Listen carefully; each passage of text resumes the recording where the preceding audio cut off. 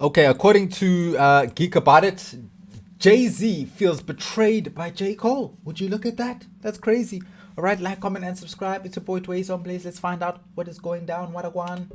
For years, fans have speculated about the true nature of J. Cole and Jay-Z's relationship. On the surface, it always felt a little off. At one point, Jay even confronted Cole about lyrics that appeared to be aimed at him, proof that there was tension between them. I did get a text from Jay at that time where he was like, we helped you, you know what I mean? Or like, yo, we're not like enemies. It always felt like parts of their story had been lost over the years, so I spent some time digging to understand what really happened. From what I found, it's clear why these two aren't very fond of each other. A lot of what you're about to see and learn you've probably never seen before. When Roc Nation launched, it wasn't designed to be a label for lyricists and underground rappers. Jay-Z had already lived through the Rockefeller era and wanted something different. Roc Nation was meant to be a home for global superstars, but the first artist they signed was J. Cole. The way Solange is looking at her. Did you see Solange's eyes? Nah, actually, let's not even go back. Perspective backpack rapper. So I'm on Roc Nation, you know, ran by Jay-Z. That's his label, and being the first rapper over there. It's a blessing, especially knowing that, you know, I don't even think they were intending to do rap. I think it was just, you know, I think they were just strictly like, man, we're gonna sign a bunch of like Rihanna type pop singers, you know. And I think when he heard me, he changed his mind, like, okay, well, you know, I'll give it a shot. Jay and the label knew Cole was talented, but they wanted to make sure he could cross over commercially. Cole, on the other hand, wasn't thinking about radio hits. He wanted to craft a classic debut album, something timeless. And once I signed to Jay, and this nigga was like, nah, you're not putting an album out till you got some fucking hits. Jay, thinking about the bigger picture, pushed him to learn to make hit records that could live on the charts. These differences in visions what began a 2-year tug-of-war between them. This is the first time that I ever made a song and was like, yo, I'm about to go play this for Jay-Z. Like, I got it. Like, yo, I got the one. Like, he gonna love this. Like, this is the one. So he was fucking with it, but it was not the reaction that I wanted. Cole would bring Jay new songs, only to be told they weren't the right ones. The constant rejection left him frustrated and uncertain.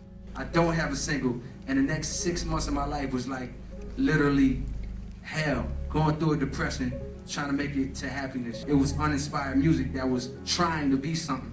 Rumors even began circulating that Jay-Z was angry with him for taking too long to deliver a single, though Cole denied it in interviews. You took a long time with this project. Oh, yeah. And it came out on some blogs that Jay-Z was kind of like, Oh, you know, man, what's the deal? Hurry y'all up. believe that? That's not true, man. No, not true? That's so not true. But, Okay, explain to the folks. oh, yeah, I mean, it was a cool rumor, but nah, that's furthest thing from the truth. All right, cool. Yeah. Though he denied it, the truth is Jay was getting impatient. So impatient that he embarrassed him at an industry event in front of his peers. Cole and his manager were chatting with Drake and his team when Jay walked up. So then Jay walks in, he sees all of us together, he goes, yo, and he looks at Drake, yo, get a boy one.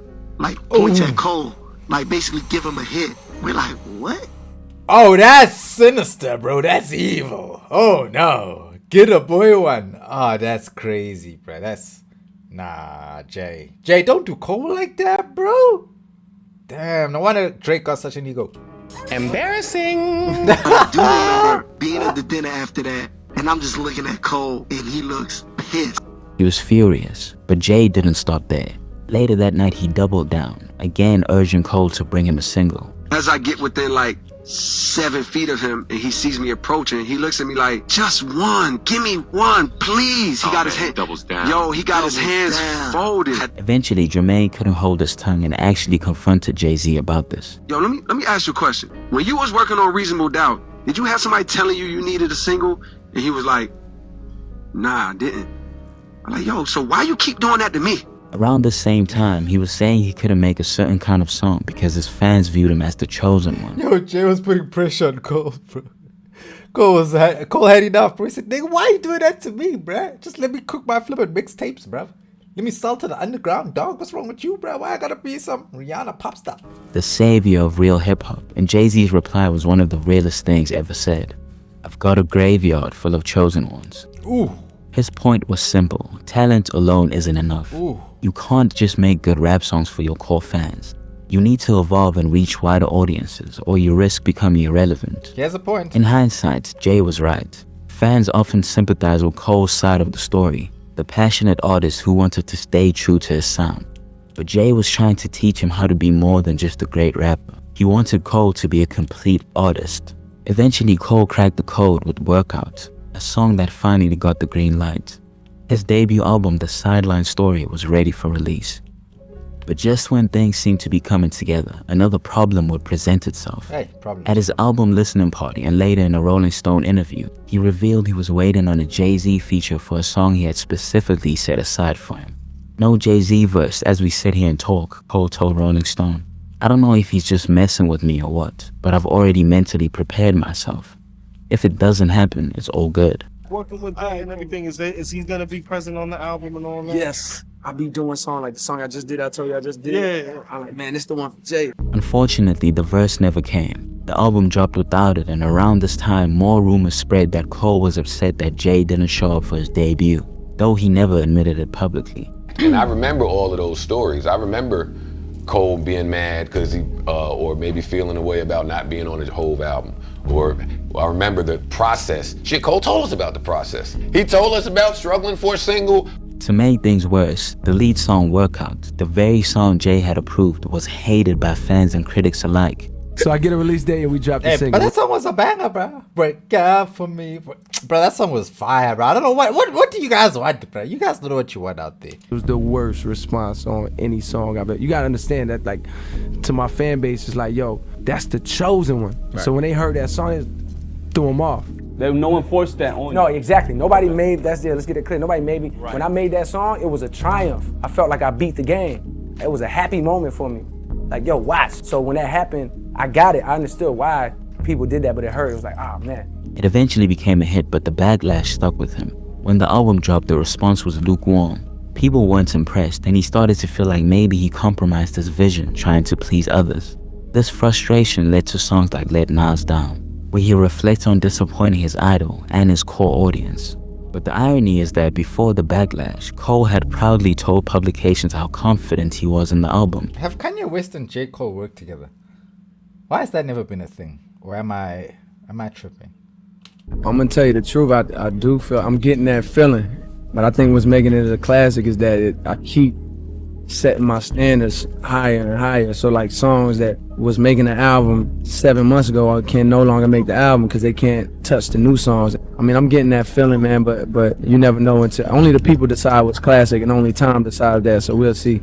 When it didn't land, he started pointing fingers in his music, at his label and at Jay-Z. When Cold Summer came out, and you know I'm in there, I got all the lines about the label and this, that, and the third. I did get a text from Jay at that time where he was like, we helped you, you know what I mean? Or like, we only ever wanted like what was best for you, you know what I mean? Like, I think you look at us like we're adversaries, like, yo, we're not like enemies to you, you know what I mean? And I feel like my response to him was like, I'm just trying to tell my story. Like, you try to soften the blow. I always try to soften it like in the music and not go all the way in, you know what I mean? Like, I can't get myself to blame Jay-Z for Cole's creative choices. The label wasn't in the studio producing his songs.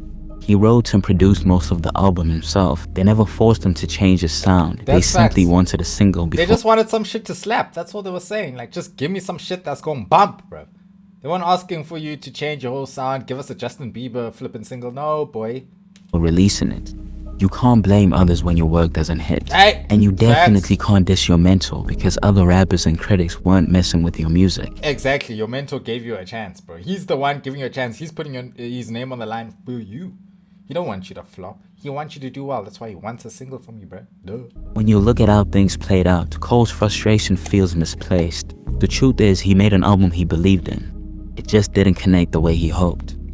Meanwhile, Kendrick dropped Good Kid, Mad City the following year, a project hailed as an instant classic and packed with hits. Drake did the same thing with Take Care. Cole himself recently admitted on his podcast that hearing Good Kid made him realize Kendrick had done exactly what he had failed to do, to balance authenticity and mainstream appeal. As soon as I heard it, I was like, this nigga did exactly what I wanted to do a year ago. It walked the line perfectly between classic content and commercial appeal. Sonically, that shit was phenomenal. It's also important to note that Jay never wanted Cole to start being himself. On that same podcast, Cole recalled running into Jay unexpectedly and Jay-Z telling him how much he loved Vilmatic, a deep-cut mixtape track. To me, that shows he wasn't trying to change Cole's artistry, he just wanted him to expand it. And eventually, he found the formula. you know, we take our time and maybe not be most popular with artists, you know, especially new ones that I want to come out tomorrow. I think in the case of J. Cole, I think that A&R development really helped him and worked for him. You know, the album that he put out was an album that he brought in the first time, and he thought he was ready, you know. And now, and you look at his career now, he's just, you know, he's gonna be here for as long as he wants to do it. Born Sinner came close, but 2014 Forest Hills Drive perfected it. Classic. A classic album that banished soul and That's a commercial classic. reach. That's a classic, bro. I'm just so happy that Cole has a classic, bro. You know? Didn't hear him complain after that because people finally appreciated the work. He was still playing the game. He just executed on a much higher level. He made the song Let Nas Down, but really the person he let down was Jay-Z. From Jay's perspective, that song probably stung. Considering Jay and Nas had one of the most infamous beef in hip-hop history, Cole writing a song about letting down Jay's former rival could easily be seen as tone-deaf or even ungrateful. For many fans, this moment cemented the idea that Jay had distanced himself. For 3 to 4 years, there were jokes online about how the two hadn't been photographed together because Jay-Z hated J. Cole. Looking back at it, those assumptions weren't entirely wrong. The industry was talking. What do you think of the speculation? There's always like speculation about your relationship with Jay-Z and, you know, there's no photos of you guys together and like all this crazy. But is there even photos of Jay-Z with like other people? You know what I mean? Like Jay-Z's only photographed with the billionaires, bro. The biggest of the biggest. Like J. Cole was just on the come up, bro. I'm just grateful for the A, for the deal and the opportunity, and B, for the advice and the real rooting for me that the people don't see. J. Cole has a habit of subtly dissing people and then acting like everything's cool. Recently, he admitted that he actually dissed Kanye on Kanye's own song, all because of how Kanye answered the fans. I do that to Huds, bro. I be dissing them, then I just act like everything's cool. Question about him. During the Dark Fantasy promo run, someone asked Kanye on a live stream when he'd work with Cole. When are you gonna work with J. Cole? Oh, I'm sorry. I was just looking at this album cover right here, right quick. This exclusive. You know, working with J. Cole. I'm not positive. I'm like really focused on good music right now. But maybe we'll put him on a Good Friday track or something. Personally, I don't think there was anything wrong with how Ye responded, but Jermaine clearly felt a way about it. If he would have said like, if it would have been like, yeah, it actually would be fire to put him on a Good Friday, it would have been a different feeling. Or like, with him, maybe one day we could do something. Exactly. But it was like it was that. Yeah. It was that tone of like, we might put him on a Good Friday. A few days later, Kanye kept his word and reached I remember Kanye and Cole been having some sort of beef, bro. out. And that's when Jermaine took a shot. He used that moment to diss Kanye on that record. And when you look back, this isn't new behavior for him. He's dissed Drake at one point and even did the same with Kendrick. But doing it to Jay-Z, his mentor, was totally crossing. Wait, when did Cole diss Drake? Cole diss Drake? When was that? The line. Years later, Cole seems to have gained perspective. He now appreciates the lessons Jay taught him. When I first signed to Jay, I'm like, all I want to do is drop a classic. I didn't care about that shit could have sold 3,000. I was like, man, your first album's supposed to be slept on. And once I signed to Jay, and this nigga was like, nah, you're not putting an album out till you got some fucking hits. So then by the time Forest Hills Drive came by, I was smacking them bitches out every. Without that push, he might never have learned how to make songs that could both move people and dominate the charts. No Role Models is 14 times platinum right now, which wouldn't have happened without the training from Rock Nation. Telling me that's a diamond single. No Role Models is diamond. That's crazy. He also has now bought back his masters from Jay-Z, and he owns his whole catalog. We love to criticize labels and executives for being predatory or out of touch. In this case, Jay-Z and Rock Nation were right. They saw J. Cole's potential even before he did, pushed him to grow beyond the backpack rapper box, and helped him build a career that balanced substance and success. It just took J. Cole a long time to realize that. And now him and Jay-Z don't have the kind of relationship they could have had if he hadn't gotten in his own way. Alright, I like that, bro. Shout out to you, Mr. Geek, about it. Really nice little video there. And yeah, I don't think at the end of the day that Cole betrayed Jay-Z in any way, or anybody betrayed whoever. I think there's more betrayal and there's more actual frustration and more turmoil between people like Lil Wayne and Drake. You know what I'm saying? Like, Big Sean and Kanye. Like, I think if anybody, J. Cole and Jay-Z seem to be the only mentor-mentee combo that still seems pretty chilled. You know, everybody else seems like they're beefing with their mentor, bro. You know what I'm saying? Or they don't really fuck with their mentor like that nowadays. Look at Gunna and Thugger. You know what I'm saying? So it is what it is. But at the end of the day, you know, Rock Nation will always prevail, clearly. So I don't want to say too much. Like, comment, and subscribe. Love y'all. Stay blessed. Okay. Booyaka. Oh, damn.